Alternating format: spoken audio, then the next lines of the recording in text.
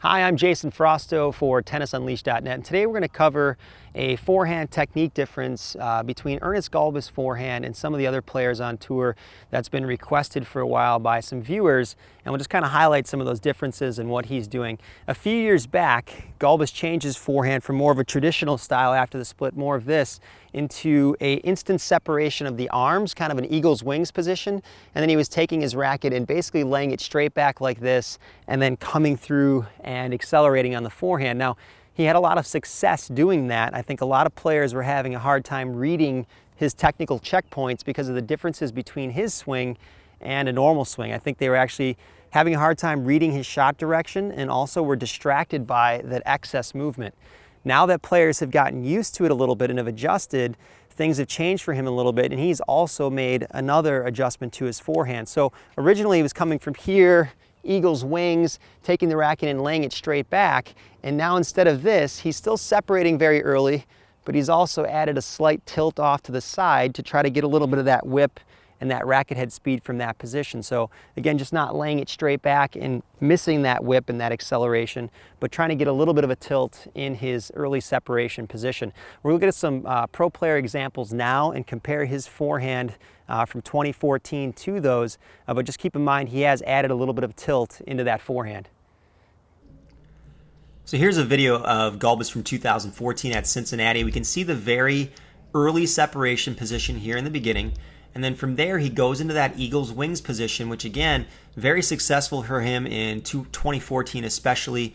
But now that guys have read the body position, are used to that movement and seeing it, they've adjusted and they're reacting better and reading his forehand better. So where a few years ago this was something that was very effective for him, it's no longer working in that same capacity, and I'd like to see him adjust it to maybe a more traditional position. I'm going to put him up next to Federer next.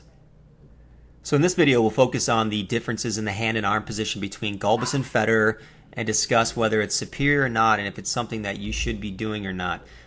Just ignoring the beginning part here, we'll look at the racket drop and we'll see the big difference is that Federer drops his racket with the racket tilted off to the right side considerably more than Gulbis. You can see Gulbis has the racket basically laid back or even behind his hitting hand a little bit. I'd definitely like to see that more tilted off to the right side. And in 2016, this video is from 2013, Gulbis actually has added this tilt off to the right side, but it took him a few years to do it. He doesn't do it as much as Federer, but he does do it now compared to this video from a couple years ago. We'll look at the difference in the racket head speed now from here to contact and look at the amount of racket head movement that Federer has in his swing. You can see that extreme amount of movement that occurs there. We'll look at it again. A lot of racket head movement from Federer, very little in terms of the racket head from Gulbis here. And that's the big difference in terms of the racket head speed. So Federer's got his racket tilted off to the right side. It's forced to move a lot before it gets to the contact point. Gulbis's doesn't have to move as much, so there's less racket head speed. I also think the early separation position of Gulbis, taking those hands and doing the eagle's wings, is very unnecessary at this point. Players have picked up on that technical difference. It's not a distraction. They're used to it, and they're reading his forehand better. So if I was him, I would abandon that and go with a more traditional style, and I think he'd find better results. I'm Jason Frausto for TennisUnleashed.net. Thanks for watching.